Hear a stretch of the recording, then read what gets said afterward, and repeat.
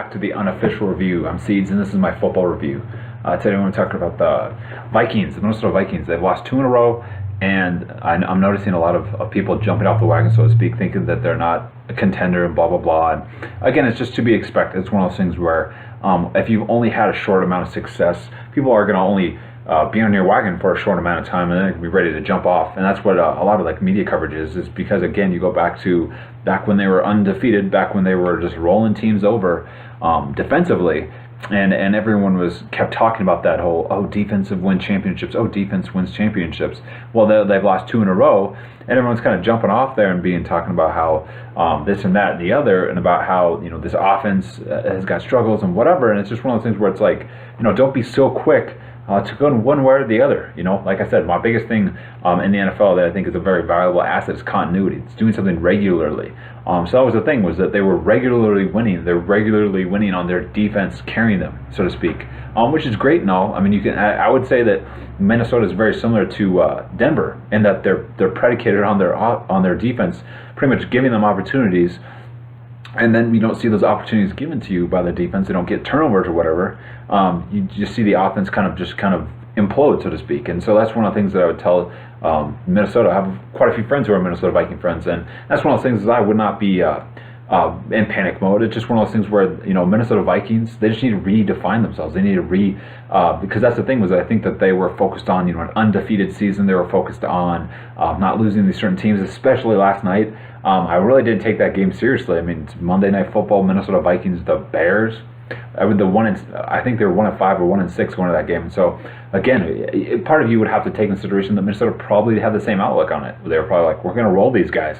So when it didn't happen, you just see a team that just couldn't. They didn't keep their mind focused on what they needed to. So that's one of those things that one of the things I noticed with Sam Bradford is he seems to get really shaken when he gets pressure. And I don't mean.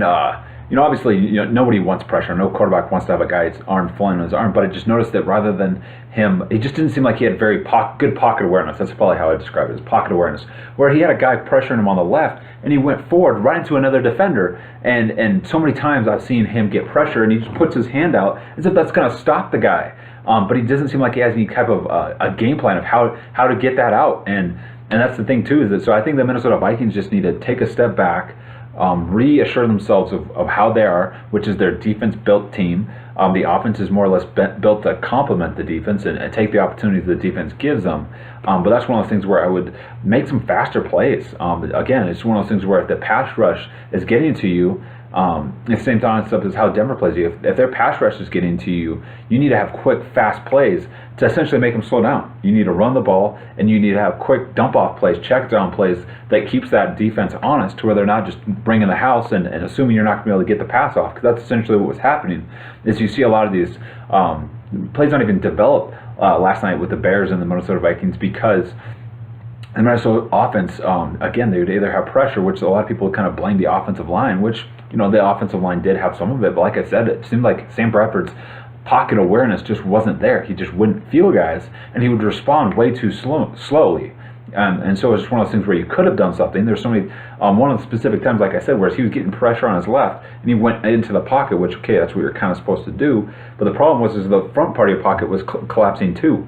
So I'm just like, how did you not see that guy in that posing uniform right already here, and then you got closer, and then he sacked you? When if you look to your right, the guy on your right, that was closed. You did not have any pressure on your right, and you also had a running back who had popped out that you could have just dumped it off. So again, it was just one of those things where it just did not seem like his pocket awareness. It was more or less that he needed, how I would put it for guys like that, because I've seen other quarterbacks in this situation, is they need to have like a predetermined decision of, hey, if the pocket breaks down, this is what I need to do. I mean, some guys can ad-lib, and some guys can get out of those situations, and they don't need a playbook. And you see guys like Aaron Rodgers, Russell Wilson, Cam Newton. There's a handful of guys whose mobility and their ability to lose guys when they look cooked, they have that aspect. But one of the things that I say is do what you do best and be aware of your weaknesses. And so that's one of the things that I would tell Sam Bradford is apparently weakness is pocket awareness. As far as when the pressure happens, your only real shot is going to the ground once you're cooked. And so, but he needs to have some predetermined, hey, this is what I'm going to do in this circumstance. So he doesn't have to think, what do I do? He already has the decision made up. Because like I said, it just seemed like his ability to make decisions when the pressure got there just went to hell. like I said, so many times I saw him and I saw he could have done something, but it was more or less like I said, he puts his hand out like somehow that's going to stop him. Like somehow, I don't know, just like I said, he just needs to pick up the pace. And again, too, I would not lose faith, Minnesota, because again, this is a team that no one had any aspects at all, especially when you lose your starting quarterback, your starting running back. And I can't remember if they lost another guy, but yeah, so you lose two of your more bigger contributors, especially with Adrian Peterson, and then you go 5 games winning. And they weren't beating bad teams per se. I mean, some of the teams that they were beating weren't so great. But that's the thing is, so you just need to go back to what works for you. That's one of the arguments I'd say to a lot of fan bases to their teams, is do what works for you. Just because one team does it a certain way, don't try to mimic them. If you have some of the similar pieces and you're like, okay, we can do that. We do that really well. And so there's points where you can take, let's say, playbooks out of people's repertoires and figure out, all right, we have the same circumstance, we're built on the same team, this is what worked for them, let's see if it works for us. But a lot of times there'll be points where teams don't necessarily have that same talent, but they're still trying to mimic another team's ability to how they win, and that's the problem, is you gotta figure out what works for you. And Minnesota win 5 in a row, so there's no reason to think that they can't win more. And they handled the Green Bay Packers, and so it's just one of those things where, again, this is where the typical media people are going to start jumping on Green Bay's wagon, just because, again, you could arguably say so that they most definitely have the better quarterback of the two teams.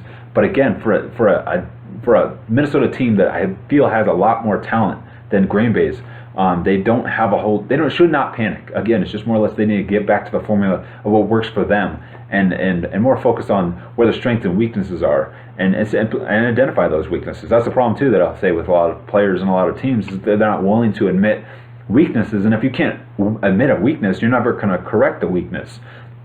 So again, that's just one of those things where, you just need to look at the last few weeks. Again, a big part of it would have been you just assumed you were going to beat the Bears, because the Bears had gotten beaten. Just they've only won 1 game, and so I think there's a lot more to it than just simply Minnesota not being as good as everyone thought. I do think that they're still talented, but again, it's going to go back on the lack of experience too. Sam Bradford, this is his first year with this team, so there's no reason to hit the panic button, as I've seen a lot of analysts do.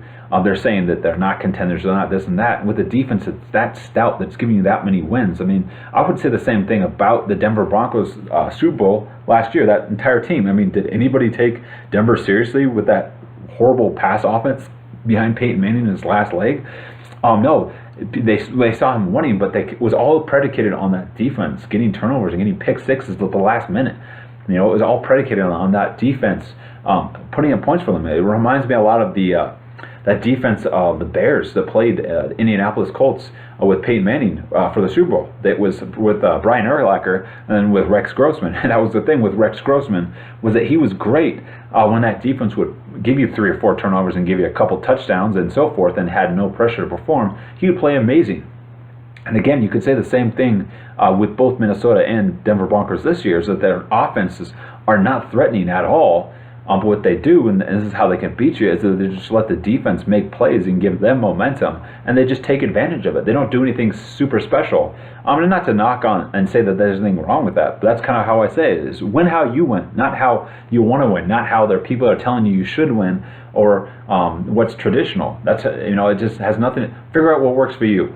So Minnesota, I wouldn't be too worried. I still got a lot of faith. I have a lot of friends, and you guys just you can't catch a break. But I'm hoping you guys, well, again, remember all those injuries. No one thought anything of it. You thought the season was lost, and lo and behold, you went 5-0. So don't lose faith. If I was Minnesota, I hope that they can get refocused and get these losses past them. Just because it's just one of those things where it's tough to see a team that's finally climbing up the hill, so to speak, on them, and then they fall back a little bit. And it's just one of those things where my team used to be one of those teams that was constantly trying to climb up the hill. I was just hoping my team would make a freaking playoff, let alone win a playoff game. So I understand that, like I said, and that's kind of how I would look at it, is realistically too. That's one of the things that Minnesota has to be realistic, is good or bad. Let's say you get refocused, you can get some more wins on it, you win how you win. Another concern would be, again, Bradford's health, because he's getting smacked around a lot, and that guy has gotten injured a lot in the past. And then 2, Bradford and that team does not have a lot of playoff experience, and that's a huge part of it. Is you gotta because the preseason, or not the preseason, but the postseason is a completely different season. And so that's the thing, is you see you can see teams that play amazing during the regular season and then just fall off the face of the earth when come postseason. So that's one of the things too for Minnesota is I got to tell them, walk before you run. And again too, so like if I was the Minnesota Vikings again, I'd focus on getting into the playoffs, finishing out the division. You have a game up, or is it two? Anyhow, but you should be able to. I think that again, you look at the most talented team in that division. I still think Minnesota's got it. But they got to refocus on how they won, and then also, too, they got to focus on, all right, making the postseason, let's get a playoff win.